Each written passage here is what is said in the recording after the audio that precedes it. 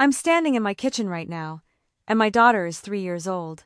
She's in the living room singing to herself, completely unaware that she shouldn't exist, at least not in my life, not in my home, not in any version of the future her grandmother had planned. My name is Victoria. I'm a logistics director for one of Atlanta's largest healthcare networks. I've spent the last 20 years solving problems that most people never see: inventory chains, supply distribution, making sure hospitals have what they need before anyone starts dying. I'm good at it. But what I'm about to tell you is about a problem I didn't see coming. A threat that existed not outside my office building but inside my own house, wrapped in pink paper, waiting on my porch the moment I brought my daughter home from the hospital. The gift box was sitting there in the summer heat like a promise. It nearly killed everything. Let me back up. Not weeks, years. I need you to understand how I got here, because nothing that happened makes sense if you don't know where I started. I met my ex-husband Marcus when I was 37 years old at a hospital gala in Midtown Atlanta. I had already given up on the idea of having children. Biologically, I mean. I was 3 years older than him, financially independent, and honestly, I was fine with that. I'd spent 2 decades climbing the logistics ladder. I turned down relationships with men who made it clear my ambition was a compromise they were willing to tolerate if I would just turn it down a notch. Marcus didn't ask me to turn anything down. He brought me wine, listened while I talked about supply chain optimization, and when I made a joke about my biological clock running out of batteries, he laughed instead of offering pity. That was 4 years before I got pregnant. Before all of this, we dated for 6 months before meeting his mother, Patricia. I still remember that Sunday dinner at their house in Buckhead, all cream-colored furniture and indirect lighting, the kind of place where you're afraid to sit down. Patricia stood when I walked in. She hugged me. She told me my dress was lovely. Over appetizers, she asked thoughtful questions about my work. I thought I was going to like her. Then, over dessert, while Marcus was pouring wine, she looked directly at me and said, "So when do you plan to step back from the career?" I genuinely didn't understand the question. Step back? From what? My job? She smiled like it was self-evident. You can't build a family if you're working 70 hours a week, Victoria. You're already in your late 30s. I felt Marcus shift beside me. I set my glass down carefully. I'm not planning to step back. I meant it. She laughed. Oh, honey, you will. Everyone does eventually. Nobody says that about men. That phrase, eventually, everyone does, became her favorite. It meant whatever I was doing or saying or being was just a phase. It meant she had already decided who I would become, and she was just waiting for me to arrive at the same conclusion. I told Marcus that night that I felt like his mother had decided I was a problem to be solved rather than a person to know. He was quiet for a long time. Then he said, "That's just how she is. She means well." Which was his version of, "Don't make this difficult." So I didn't. I made excuses. I defended Patricia to my friends. I told myself that maybe I was being sensitive. When she criticized my job at Thanksgiving, I stayed quiet. When she made comments about my age to relatives, I smiled through it.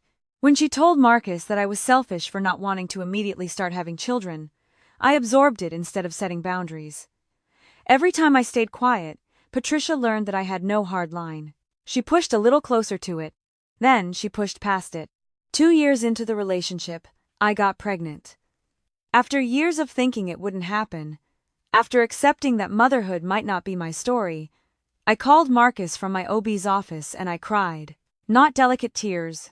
The kind of crying where your whole body shakes because something you thought you'd released has come back into your life. Marcus cried too.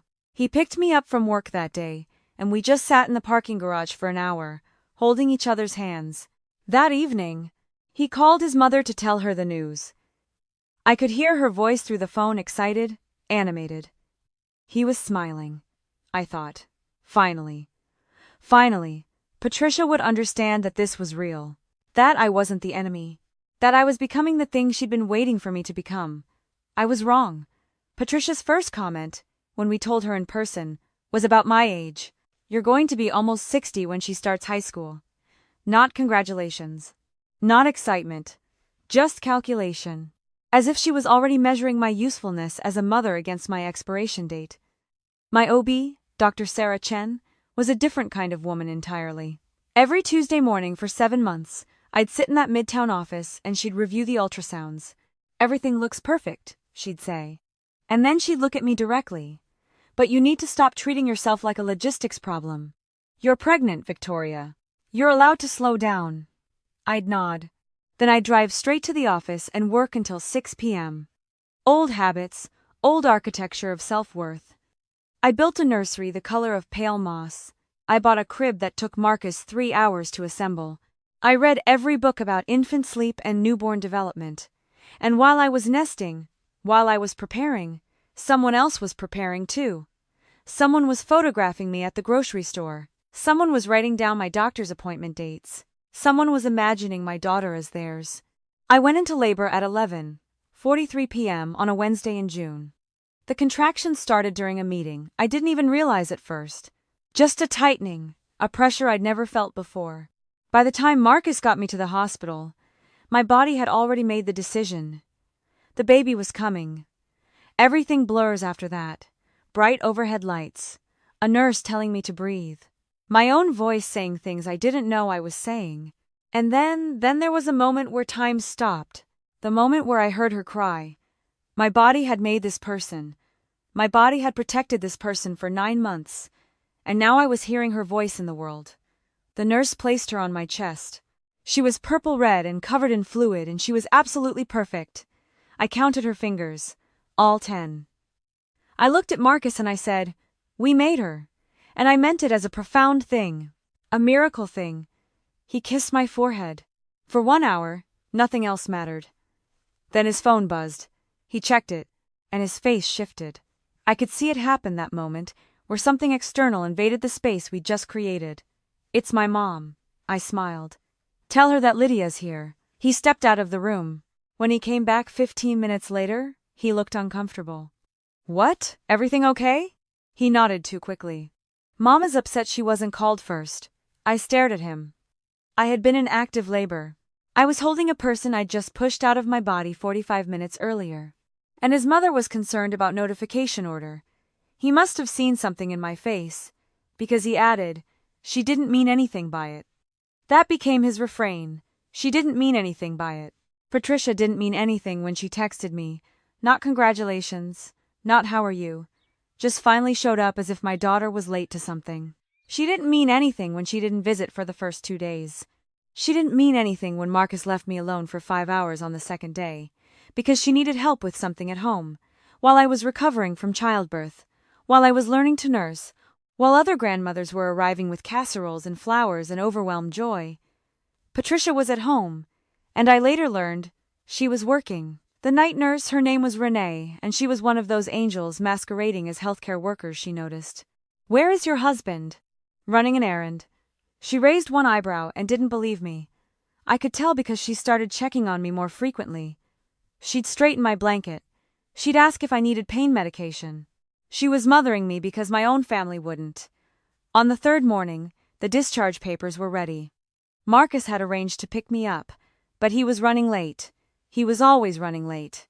So a hospital volunteer named Margaret, who was probably 75 years old, wheeled me to the curb. I had my daughter in an infant carrier, and Margaret had a knowing look in her eyes.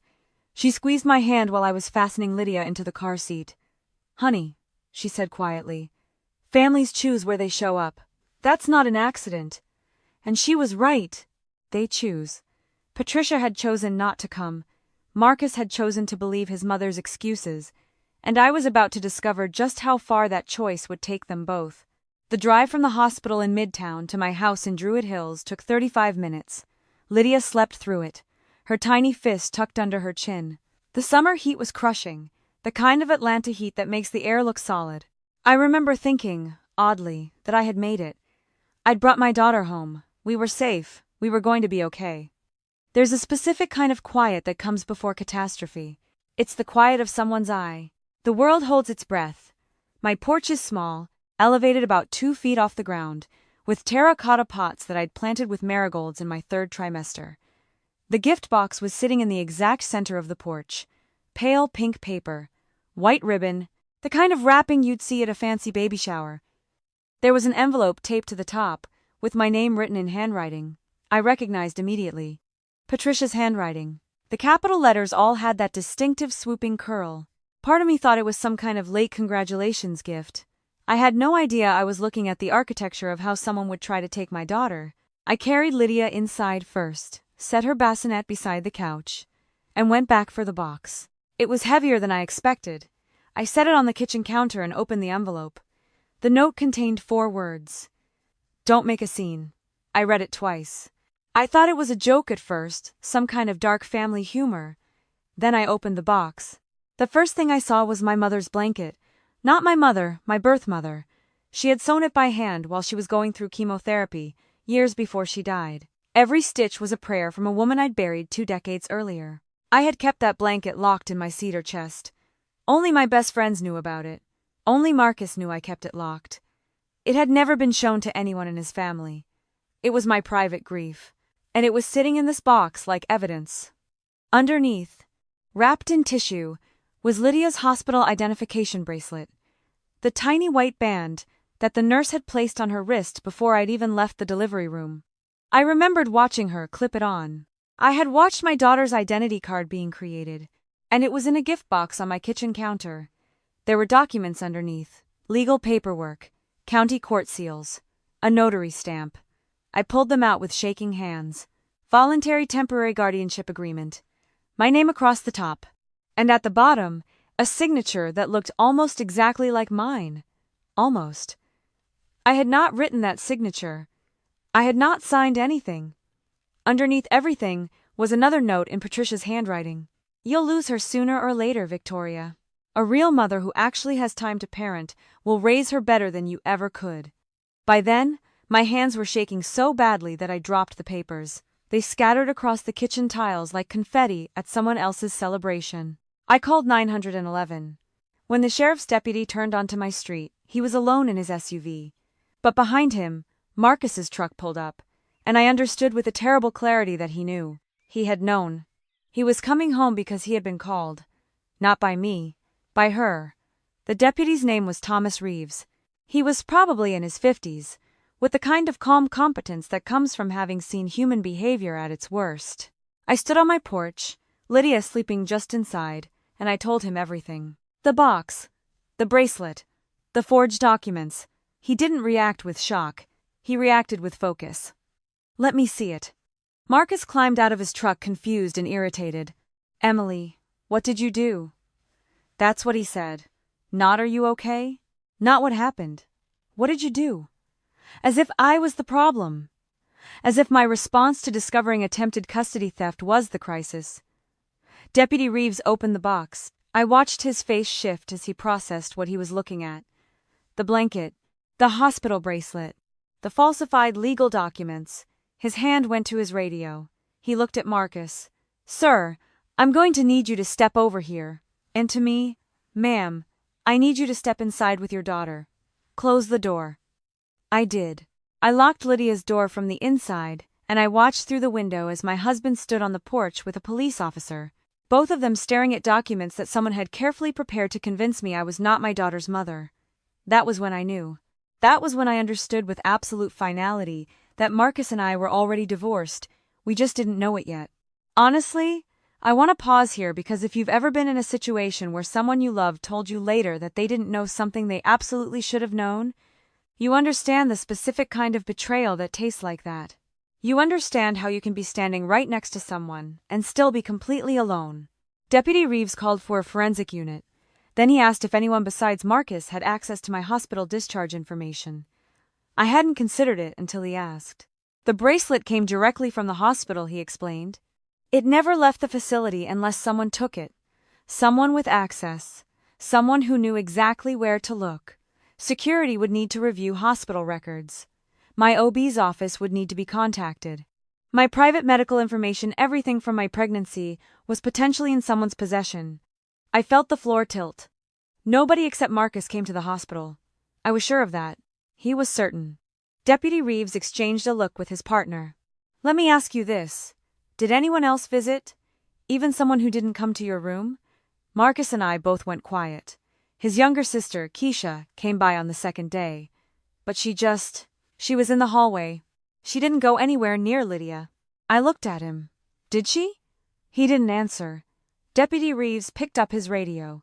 I need you to pull the visitor logs and security footage from hospital name, maternity wing, Wednesday through Friday, this week. Then he turned to me. Someone used your daughter's information to commit fraud. That someone is either in your hospital right now, or they took the bracelet off-site. Either way, we need to know who, when, and how they got past security. An hour later, I was sitting in an evidence room at the sheriff's office in downtown Atlanta, looking at items from my own life as if they were crime scene artifacts. The blanket my dead mother sewed. The bracelet my living daughter wore for minutes. The forged papers that said I was unfit. Deputy Reeves sat across from me with a folder open. The hospital called. We have a situation. I waited. Security footage shows an employee badge being used to access the maternity wing on Wednesday afternoon. The badge belonged to someone in housekeeping. Someone who doesn't work maternity. Someone who doesn't work Wednesdays. The badge was swiped 14 times, each time accessing a different secured door. He leaned across the table. The person using that badge spent exactly 7 minutes in the records office. The hospital just realized that pages are missing from your daughter's file. I didn't ask what pages. I already knew. I remembered the bracelet being placed. I remembered seeing my name written on Lydia's wristband. I remembered a nurse explaining the entire identification verification process to me. Someone had taken that documentation. Someone had stolen proof of my motherhood. Deputy Reeves opened a photograph. This is from hallway security camera, Thursday afternoon, 2:34 p.m. The image was grainy but clear enough. A woman wearing hospital scrubs and a surgical mask. The mask covered most of her face, but I recognized the way she moved. The slight hitch in her right shoulder. The tilt of her head. That was Keisha, Marcus's sister. Keisha, who I'd met maybe 4 times in 4 years. Keisha, who had never asked about my pregnancy. Keisha, who hadn't held Lydia. Keisha, who had dressed up as a hospital volunteer and stolen my daughter's medical records. I couldn't process it. Not because it was shocking by this point. Shock felt like a baseline, but because it meant Marcus knew. Or worse, he should have known. He should have seen his sister's obsession the way I was seeing it now in reverse. He should have protected me from his own family. Instead, he'd stood there on my porch and asked me what I'd done. Deputy Reeves must have seen something in my face because he passed me a box of tissues. That's actually where things get darker. We found something else. He opened another folder. This is from a records check.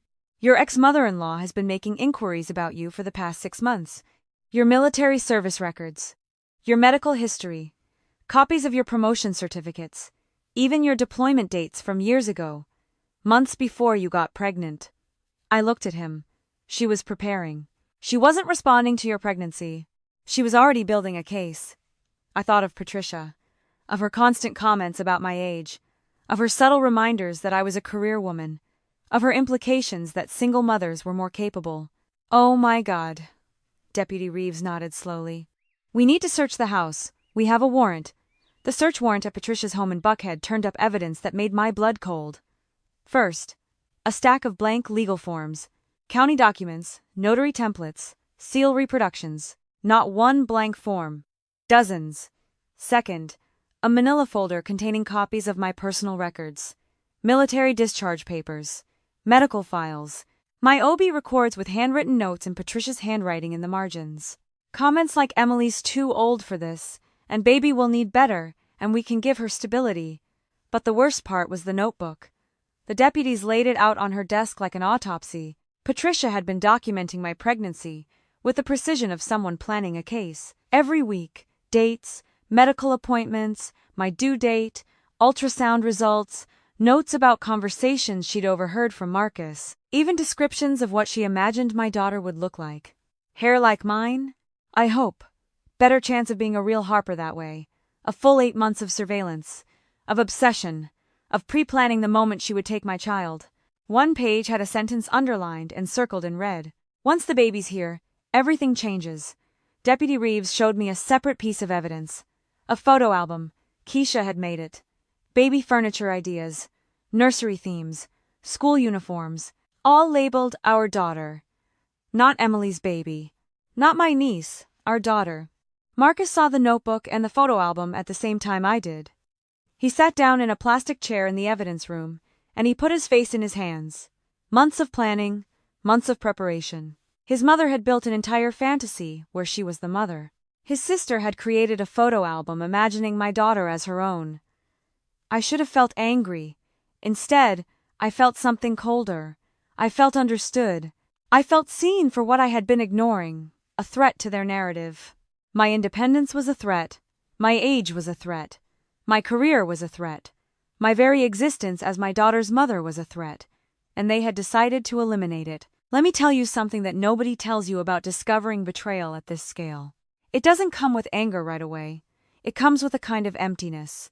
You look at someone you loved and you realize they were never actually there. All the parts of them you thought were solid were just architecture around a void. Marcus looked at me in that evidence room and he said, "I didn't know. I didn't know my mother was like this. I didn't know my sister was involved.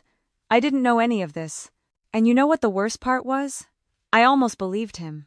Because the alternative was believing that he had known, at least on some level, that every time his mother made a comment, every time his sister asked a strange question, every time I came home upset because they'd violated another boundary, he had seen it but chosen comfort over protecting his daughter, chosen peace over courage. I think he hadn't consciously known, but on some level, he had known his family was dangerous. He just hadn't wanted to admit it. The trial happened 3 weeks later in a courthouse on Memorial Drive. Patricia sat in a chair that looked too small for her, wearing a navy dress like she was attending church. Keisha sat beside her with red eyes and trembling hands.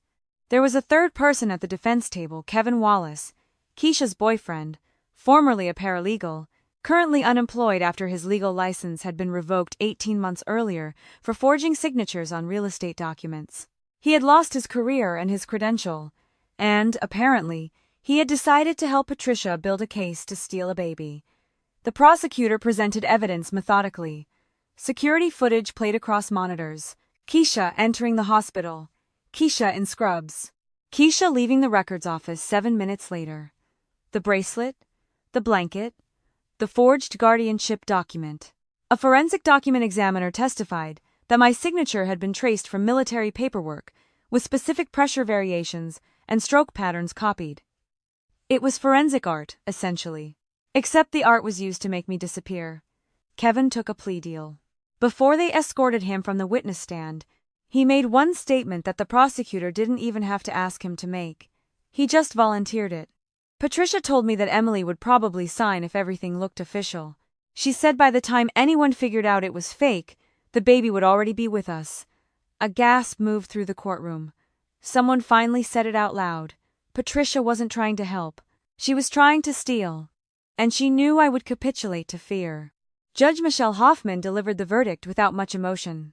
Patricia was guilty of fraud, attempted unlawful custody transfer, and conspiracy. She received probation, community service, counseling, and a permanent protective order. Keisha received probation and conspiracy charges. Neither could contact me or Lydia. There was no jail time. Patricia had committed a crime that was serious enough to destroy a family, but not serious enough for prison. When the judge read the verdict, Patricia didn't look devastated or remorseful.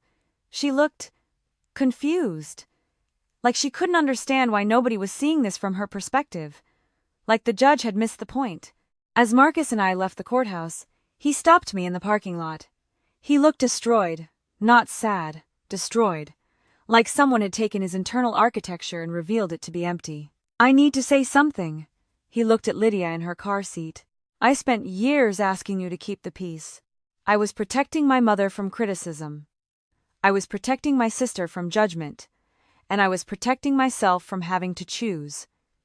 He looked at me directly. "But I should have been protecting you. I should have chosen you." He meant it. I could see that he meant it. But meaning it doesn't undo it. And it doesn't make it safe to stay. 3 weeks later, I signed the divorce papers. Marcus didn't fight it. He arranged his life around our daughter's schedule. He paid child support without being asked. But the marriage had ended the moment I realized he'd stood on that porch and asked me what I'd done, instead of asking what had been done to me. The difference between those two questions is the difference between a partner and a witness. I moved out of the Druid Hills house in August.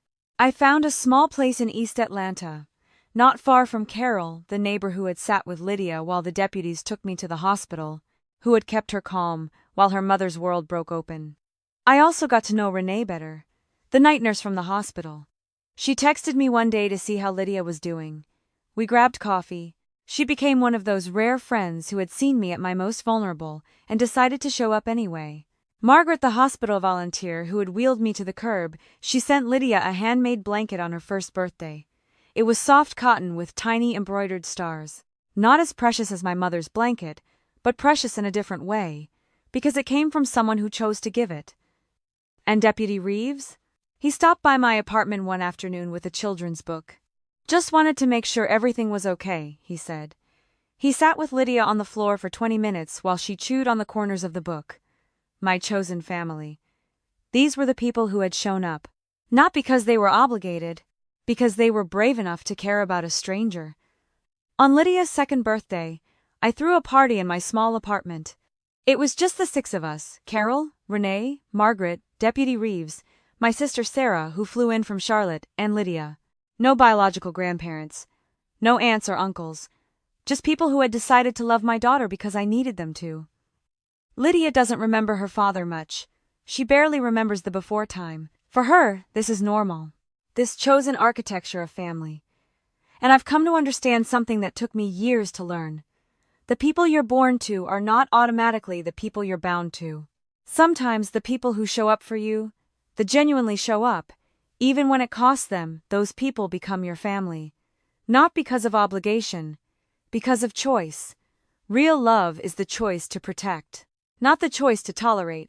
Not the choice to keep peace at the expense of safety.